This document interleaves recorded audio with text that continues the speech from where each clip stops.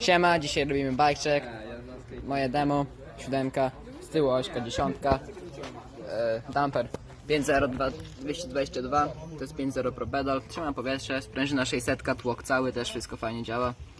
Rebound działa, red band działa, zajebiście.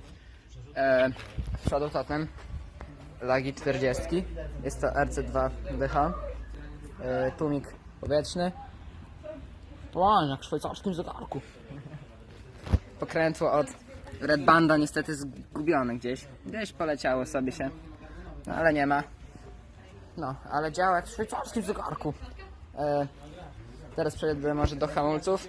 Klamki Z M340, jaki przód i tył, zaciski Sainta M810, pokażę z tyłu, są oba dwa takie zaciski. Klocki to są takie hamulcowe. Koła to piasty, z tyłu jest piastek na 4 maszynach jakiś, piastek, nowatek, a z przodu jest to NS. No, się kręci czasami. Ośka 20 z tyłu, z przodu, a z tyłu 10 działa.